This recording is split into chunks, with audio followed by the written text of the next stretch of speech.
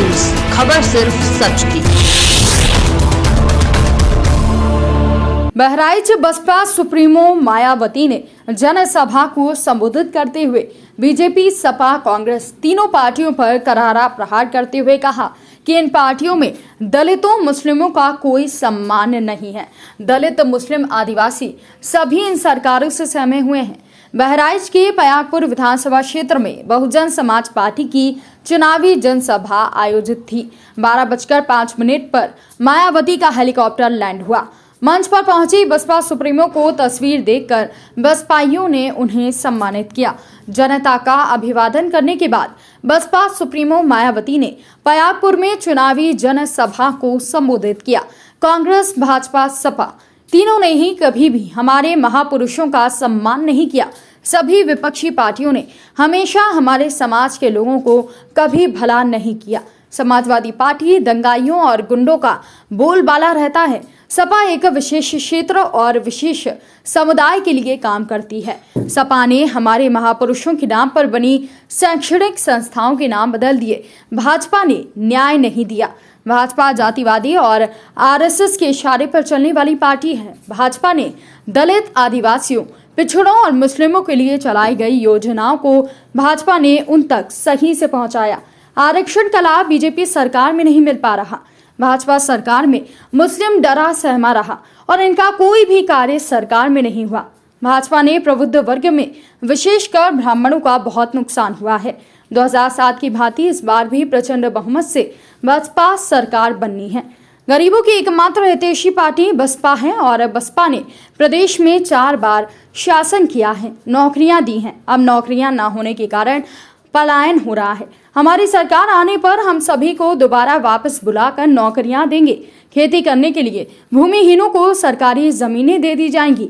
इसलिए सर्व समाज को बसपा को वोट देकर हमारी सरकार बनवाना बहुत जरूरी है। अन्य धार्मिक अल्पसंख्यक समाज के लोगों के साथ हो बीजेपी की सरकार में अधिकांश यहाँ सोतेला पक्षपात वाला रवैया ही अपनाया गया।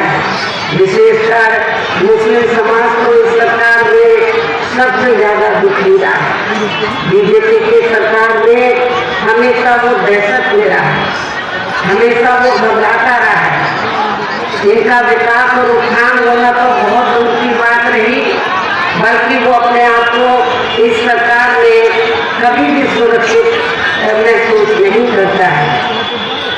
ये ऐसी स्थिति खासकर मुस्लिम समाज की पूरे उत्तर प्रदेश में वर्तमान भाजपा सरकार में हमें देखने के लिए मिली। इतना ही नहीं बल्कि इस बार बीजेपी की सरकार ने अपर कास्ट समाज में से विशेषकर प्रबुद्ध वर्ग में भी ब्राह्मण समाज हर मामले में अपने आप को काफी ज्यादा उपेक्षित महसूस करता रहा है। इसके अलावा इनकी गलत आर्थिक नीतियों के कारण यहाँ गरीबी, बेरोजगारी, दर महंगाई आदि भी काफी ज्यादा बढ़ी है। इसके साथ साथ उत्तर प्रदेश सहित पूरे देश के किसान भी केंद्र सरकार की गलत नीतियों के कारण काफी ज्यादा दुखी व परेशान हो रहे हैं और अभी भी हमारी सरकार द्वारा जो नाम रखे गए थे तो उन्हें भी अधिकांश सपा सरकार ने बदल दिया है। इस प्रकार से इस पार्टी का इनके प्रति ऐसा है कि प्रेम वैन का असली समाजवाद। इसके साथ ही हमारी पार्टी तो इन मामलों को लेकर ये भी सोच रही थी कि सपा सरकार के हटने के बाद शायद बीजेपी की सरकार सपा के फैसलों को जरूर बदल देगी, लेकिन ऐसा नहीं किया गया, जिससे सपा की तरह ही बीजेपी सरकार की भी इन वर्गों के एवं इनके संतों, गुरुओं व महापुरुषों आदि के प्रति दीन व जातिवादी मानसिकता साफ झलकती है। इसलिए चुनाव में खासकर इन वर्गों के लोगों को सपा के साथ साथ बीजेपी को भी सत्ता में आने से जरूर रोकना है, क्योंकि ये दोनों पार्टियां खासतौर से लीडर सेक्शन के दलितों के मामले में, पिछड़ों के मामले में भाजपा सरकार की नीतियाँ व कार्यशैली अधिकांश यहाँ जातिवादी, पूंजीवादी एवं आरएसएस के संकीर्ण एजेंडे को ही लागू करने पर टिकी रही, जिससे प्रभावित एवं शिकार हुए लोगों का इस सरकार में सही से विकास व उत्थान आदि नहीं हो सका है। साथ ही इनका हर स्तर पर काफी ज्यादा शोषण व उत्पीड़न आदि भी किया गया है। धर्म के नाम पर हमेशा यहाँ तनाव व नफरत आदि का वातावरण बना रहा है।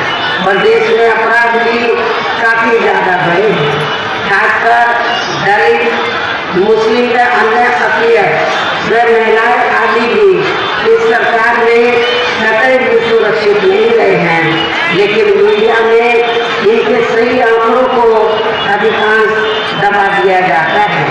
इसके अलावा प्रदेश में गरीबों, मजदूरों, बेरोजगारों व अन्य मेहनतकश लोगों के साथ साथ दलितों, आदिवासियों, अन्य पिछड़े वर्गों, मुस्लिम व अन्य धार्मिक अल्पसंख्यक समाज के लोगों के हित व कल्याण के लिए वर्षों से जो भी यहाँ सरकारी योजनाएं चल रही थी, तो उनका भी वर्तमान भाजपा सरकार में सही से पूरा लाभ नहीं मिल पा रहा है।